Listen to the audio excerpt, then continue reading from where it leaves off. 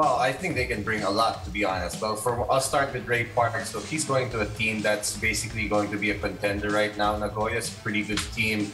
They have a new coach. They've got a lot of talent, some good players. And I honestly think Ray probably is the top 3 guards that we have in the Philippines as a whole, or at least, the very least, top 5 maybe. Top 3 shooting guards, perhaps, in the whole country. So he's that good. And Ray's a good pick-and-roll player, which is kind of how the Japanese teams like to play. So I think he will fit in very well, and he will really help his team. Kobe Paras, on the other hand, he will bring a lot of athleticism. He gives them a lot of size. Also, he's going to a team that's kind of rebuilding. They're not exactly the best team in the B.League. So I think that will give Kobe a lot of opportunities to maybe lead the team and develop his game and put up some good numbers. Okay, before I let Billy go, this in particular, you actually gave a list of three attributes that you think the both of them have, and I'm going to let Billy list that down, and you can explain each and every one. Billy? Okay, the first one you gave, Charles, was versatility, talent, and athleticism. Let's start with versatility.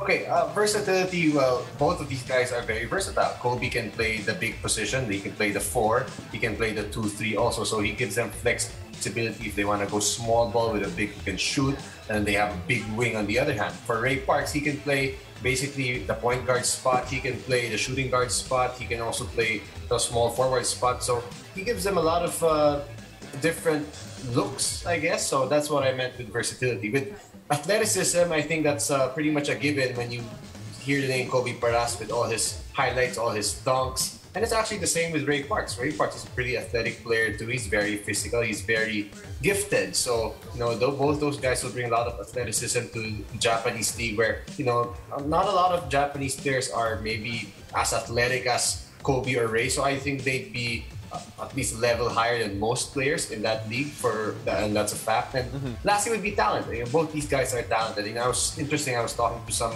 PBA coaches, and actually, like Coach Norman was telling me, he really feels, because he's been there, he's seen the B.League.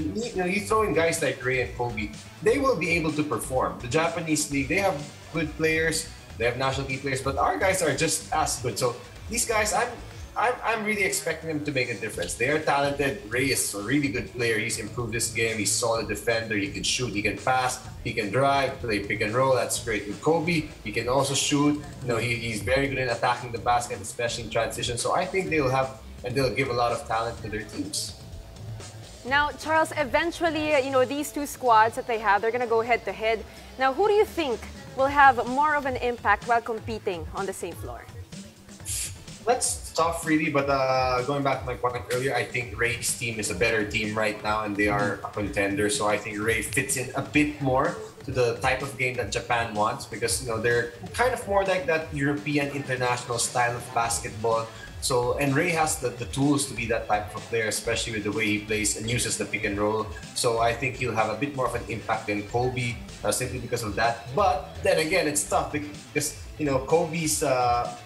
He's going to a team that will probably play him a lot of minutes, because again, they are kind of like a rebuilding. They're a weak team, I think. And I mean that with no disrespect, I'm always just honest. But I have a coach in Japan who was just telling me he's gonna go up against Ray's team on Saturday, so I'll probably get an update on how Ray looks with the Nagoya squad. I like how you called them weak and then ran it back, and then now we don't know where you stand, Charles, but it's okay. No, I'm just trying to be not disrespectful. Yeah. No, I get that. I get that. But you know what? We have a bunch of Filipinos out there right now playing as imports in the first division in the Japan B.League, and we're going to see a lot of matchups with some of our Filipino guys going head-to-head. Are there any matchups in particular that you are most excited to see when the new season begins at September 30? Oh, that's easy. The two Ravenna brothers. Both guys. I mean, I'm big fans of those two brothers, and they're so competitive. I'm kind of excited to see them play against each other in that stage. It's going to be pretty big. That's why I think it's great for Japan. I don't think the two Deliani brothers will play against each other, because one is in a different division, unfortunately. So it's got to be those two brothers, man, the Ravenna bros. But hey, I'll tell you this, though. Let's wait for a few more bombs of maybe a few more Pinoys going to Japan soon. Yeah, you know what? You're the guy to follow, actually, when it comes to that on social media.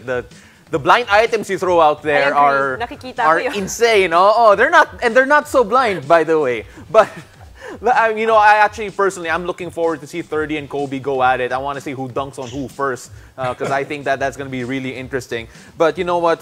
There's so many players there, and as you say, there could be more coming. At what point do you think are we in terms of the talent development with so many young guys moving forward, going to try their luck overseas?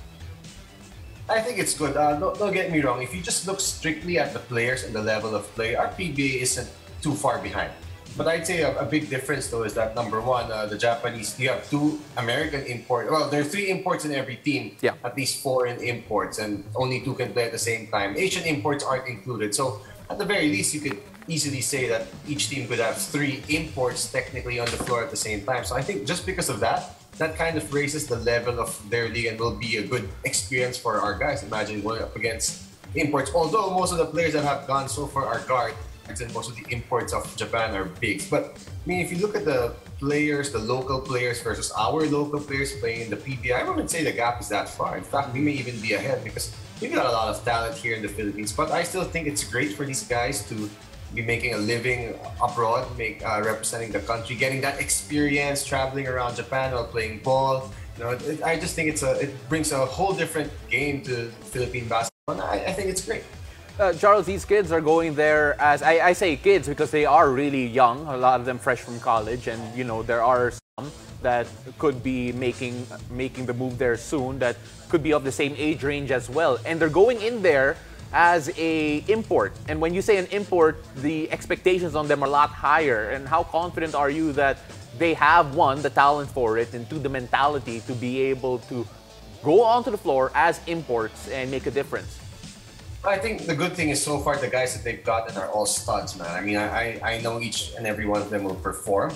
I think some teams also were very specific in what they were looking. They don't expect certain guys. I mean, I'm not gonna mention names, but they don't expect certain guys to be the star of the team. Some guys they got just expecting them to be role players. So at least that takes a lot of pressure. Takes a lot of pressure off them. But at the same time, again, these guys were just as good as all the Japanese local players. So I think they'll come in there and really help the team. And I really hope they do well because by them doing well, that will open up more doors for other Filipino players to maybe get a chance to play there. And they're getting paid a lot of money, so it's good for them. But I think they'll all pretty much do well. I expect Kiefer maybe to really, and Parks to excel. 30 has had the experience, so 30 will have a better year perhaps, and hopefully he stays healthy. And Juan's been telling me that his coach really likes him and has been telling him that he's going to give him the key. So you expect Juan to put up good numbers too. All right.